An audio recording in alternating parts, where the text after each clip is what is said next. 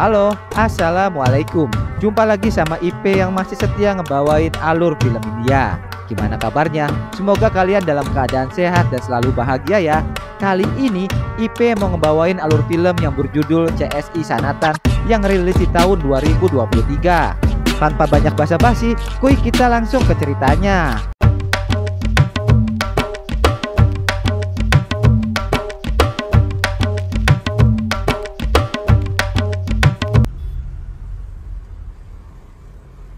Film dimulai dengan berita tentang sebuah perusahaan yang namanya Vikram Company yang lagi viral di kalangan masyarakat.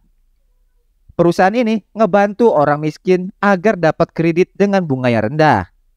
CEO perusahaan yang namanya Vikram Chakravarti masuk ke salah satu orang terkenal di dunia.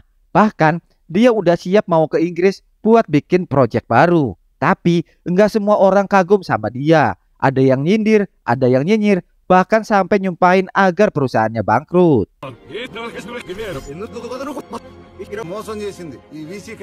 Untuk ngerayain kesuksesannya itu, si Vikram ngadain pesta di kantor sambil minum minuman keras. Nggak taunya, minuman yang mereka minum udah dicampur sama obat terlarang. Nggak lama kemudian, semua teman-teman Vikram pada keok, nggak sadarin diri. Tiba-tiba ada tembakan yang mengenai tubuh Vikram. Pas dia lihat, Vikram dalam kondisi yang udah tewas dan bersimbah darah. Karena takut, dia langsung nelpon polisi buat datang ke kantor mereka. Komisaris minta semua petugasnya hati-hati karena kasus ini menarik perhatian banyak orang. Bahkan, dia minta petugas investigasi yang terbaik buat turun ke tempat kejadian. Seorang petugas polisi yang bernama Rudra diminta buat nanganin kasus ini. Kematian Vikram di kantornya langsung jadi berita panas. Hampir semua stasiun TV, tukang beca, sampai mama gaul ngomongin tentang kematian Vikram ini. Rudra yang ditunjuk jadi penyelidik minta bantuan seseorang yang bernama Sanatan. Soalnya dia tahu Sanatan ini ahli banget dalam mecahin kasus-kasus kayak gini. Sanatan adalah seorang petugas kriminologi yang mempunyai otak yang cerdas, alias cemerlang dan cerdas. Rudra cerita tentang kelihayan yang dimiliki oleh Sanatan dalam mengungkap kasus-kasus yang udah jadi tugasnya, termasuk kasus penculikan anak Menteri Dalam Negeri. Sanatan udah datang duluan ke tempat kejadian dengan timnya.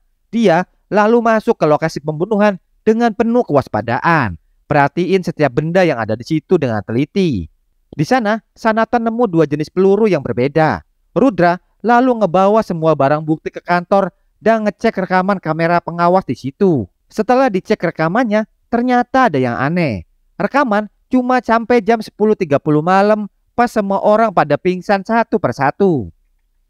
Jenazah Vikram dibawa ke rumah sakit untuk diperiksa sama dokter forensik. Dokter lalu ngejelasin gimana peluru-peluru itu bisa mendarat di tubuh Vikram. Dan ada beberapa peluru yang meleset dari tubuhnya. Hal itu menunjukkan kalau ada dua pelaku dalam pembunuhan Vikram.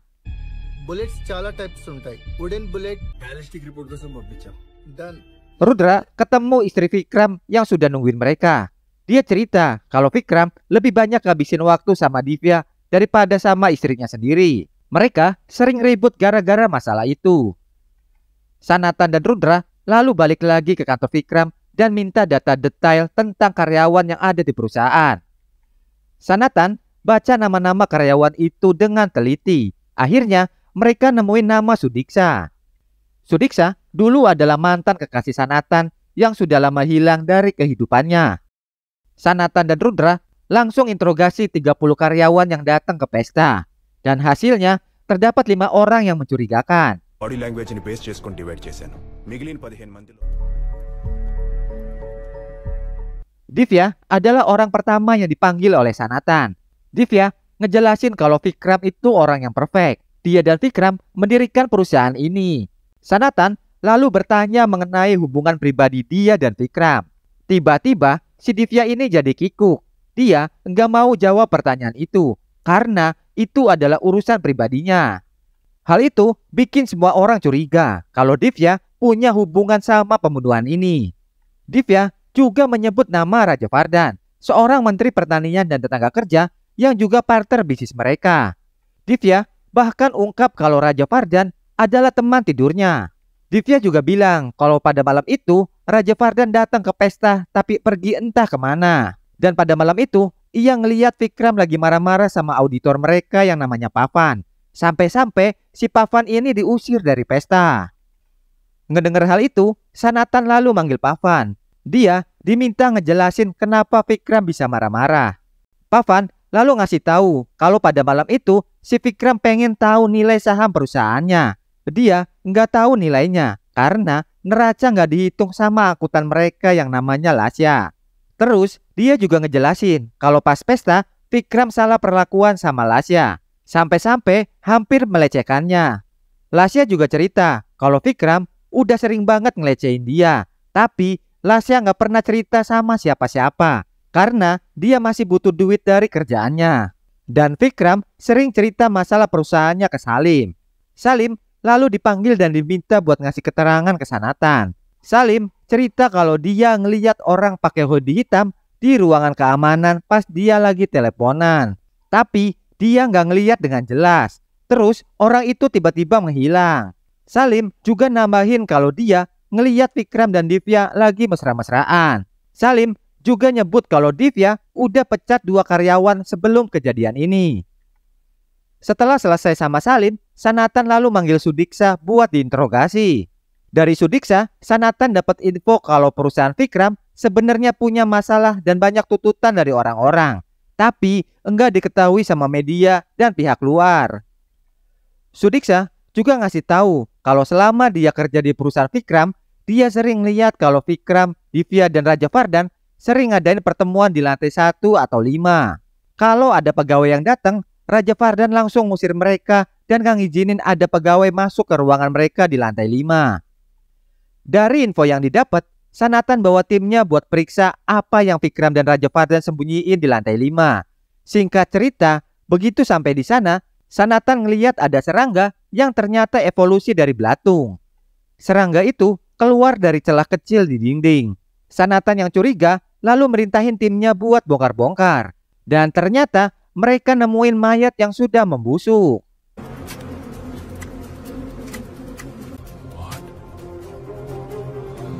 Setelah mendapat keterangan dari mereka, kepala Sanatan jadi rada anget. Dia mempertanyakan 5 tersangka dalam kasus ini. Mereka punya pendapat yang berbeda-beda dan rekaman kamera pengawas dihentikan 15 menit sebelum tembakan terjadi. Sanatan curiga sama Raja Vardan. Dia pengen cari tahu lebih lanjut. Sementara itu, Sanatan juga dapat kabar dari tim forensik. Mereka ngasih tahu kalau peluru yang nempel di tubuh Vikram ada 2 jenis. 3 peluru berukuran 9 mm dan satunya berukuran 3 mm.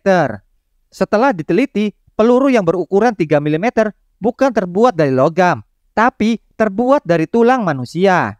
Dan setelah dicek lebih jauh, ternyata peluru itu ditembak pakai senjata api kuno zaman penjajahan. Raja Vardan akhirnya ngaku kalau pada malam itu dia terlibat perkelahian sama Vikram. Hal itu dipicu karena keuntungan perusahaan yang nggak dibagi secara adil. Tapi walaupun begitu, dia juga nggak tahu kalau Vikram bakal mati secepat itu. Sanatan lalu ngelanjutin investigasi. Dia lalu ngecek latar belakang ke-5 orang yang sudah ia curigai. Dan hasilnya, ke-4 orang yang telah dicurigai punya kerabat atau orang tua yang pernah berhutang dengan perusahaan Vikram. Mereka sebenarnya adalah investor yang minjem duit gede, tapi karena nggak bisa bayar, jadi harta mereka disita. Hal itu bikin mereka malu dan akhirnya bunuh diri dengan cara yang berbeda-beda.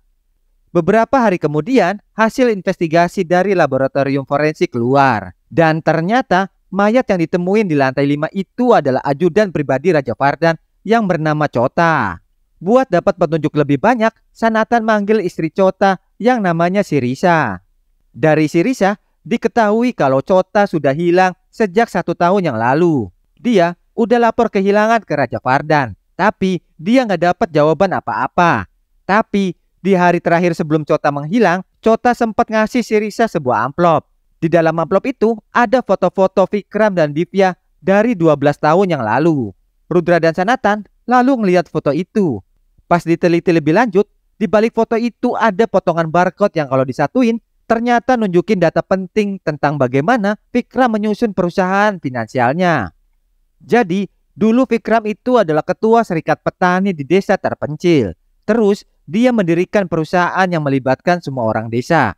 Setelah itu, Vikram minjem duit 50 juta dolar dari bank atas nama serikat petani. Tetapi, pas udah dapat duitnya, si Vikram ini malah kabur. Dia lalu berencana pakai duit itu buat ngebangun bisnis yang lebih besar. Dengan penuh keberanian, Vikram nekat ketemu dengan Raja Vardhan yang waktu itu masih jadi anggota DPR. Vikram ngejelasin kalau dia mau ngebangun perusahaan finansial yang melibatkan banyak orang dari ekonomi menengah ke bawah. Nantinya, kalau perusahaannya udah maju dan banyak investor, Vikram rencana bakal jual saham perusahaan dan hasilnya bakal dibagi rata sama Raja Vardhan. Tawaran yang dikasih Vikram langsung bikin Raja Vardhan tertarik banget. Akhirnya, dia ikut bantu Vikram buat bangun perusahaannya. Di sisi lain, obrolan mereka juga disaksikan sama Chota dan Divya. Dari situ, baru diketahui kalau Divya dulu adalah simpenan Raja Vardhan. అన్ని పేద ప్రజలకి వడ్డీ లేకుండా రుణాలు ఇస్తాం. ఇది వర్కౌట్ అవుతుందంటావా? Berdasarkan informasi itu, Sanatan yakin kalau Divya pasti tahu rahasia di balik kematian Chota. Setelah diancam, Divya akhirnya nggak punya pilihan lain. Dia akhirnya ngaku kalau setahun yang lalu Chota minta bagi-bagi keuntungan perusahaan. Tapi karena Vikram gak kasih, dia bakal ngebocorin kejahatannya ke media. Akhirnya Raja Vardhan yang gak mau namanya kecoreng lalu nyuruh Vikram dan Divya buat menghabisi Chota. Mereka akhirnya nyembunyiin mayat Chota di balik dinding ruangan di lantai 5. Akhirnya mereka menemukan sidik jari Divya pada senjata yang digunakan untuk membunuh Vikram. Karena kepepet, Divya akhirnya mengakui kalau dia adalah orang yang telah membunuh Vikram. Dan ternyata perginya Vikram ke Inggris cuma alasan buat kabur. Pada malam itu, Vikram mau bagi-bagi saham perusahaan kepada Raja Vardhan. Vikram lalu ngasih tahu kalau dia bakal kasih Raja Vardhan 10% aset perusahaannya. Hal itu bikin Raja Vardhan marah banget karena menurutnya pembagian itu nggak adil. Akhirnya setelah debat panjang, Vikram mengacam Raja Vardhan pakai senjata api. Karena nggak terima, Raja Vardhan pergi dan bersumpah bakal ngebunuh Vikram suatu hari nanti. Ngedengar hal itu, Divya lalu ngajak ngobrol dan minta bagian ke Vikram. Tapi si Vikram malah bilang kalau Divya cuma seorang wanita penghibur yang nggak layak dapat apa-apa. Ngedengar itu bikin Divya marah banget. Dia ngerasa kerja kerasnya selama 12 tahun tidak dihargai dan Vikram menganggapnya tidak berguna. Divya yang lagi erosi lalu minum banyak alkohol dan memutuskan untuk balik lagi ke ruangan Vikram. Di sana dia ngelihat Vikram yang udah tertidur dan senjata di mejanya. Divya mengambil senjata itu dan menembaknya ke tubuh Vikram. Dia lalu buru-buru ninggalin tempat itu. Berdasarkan keterangan dari Divya, polisi akhirnya menangkap Raja Vardhan atas kejahatan yang telah dia lakukan selama ini. Akhirnya, kematian Vikram dianggap pantas dan gak perlu disesali. Karena bagaimanapun juga, kalau Vikram gak tewas, maka masyarakat India bakal rugi secara finansial. Beberapa saat setelah itu, dokter forensik ngasih tahu kalau kematian Vikram bukan karena tembakan 3 peluru yang sudah dijadiin bukti. Ternyata Vikram tewas karena satu peluru yang berukuran 3 mm yang mungkin sudah ditembak duluan sama pelaku lain. Rudra langsung menyampaikan info itu ke Sanatan. Tapi ternyata Sanatan udah tahu duluan. Scene lalu berpindah ke masa lalu. Awalnya semua bermula dari kematian Sanjay yang tiba-tiba meninggal. Sanjay dulu adalah pegawai di perusahaan Vikram. Dia tahu kejahatan perusahaannya. Dia berusaha bongkar dan sebarkan ke media. Mengetahui hal itu, Vikram dan Divya langsung meracuni Sanjay sampai tewas. Sanjay adalah kakak dari Sanatan. Sanatan diam-diam nyelidikin kasus itu. Dia lalu cerita semuanya ke Profesor Ragunan. Untuk ngeberhentiin kejahatan Vikram, Profesor ngasih dia senjata api dari koleksi kakeknya. Sanatan lalu membuat peluru dari tulang ekor Sanjay yang akan dia gunakan untuk membunuh Vikram. Puncaknya, ketika Vikram ngadain pesta sama karyawannya, Sanatan menyelinap masuk pakai seragam pelayan. Dia lalu ngeracunin minuman pakai obat bius. Dan ketika Divya keluar dari ruangan Vikram, Sanatan langsung menembak jantung Vikram dengan peluru yang ia buat. Setelah itu, Sanatan dengar dari polisi kalau Vikram baru aja ditembak sama orang lain. Dan film pun ditutup dengan adegan Sanatan melihat kesempatan itu buat ngungkap semua kejahatan yang telah Vikram lakukan. Selesai juga ceritanya. Terima kasih yang udah nonton video ini. Dan jangan baper ya, ini cuma buat hiburan doang kok. Mohon maaf kalau ada salah-salah kata. Dukung channel ini dengan komentar yang positif ya. Sampai jumpa di alur film berikutnya. Dadah.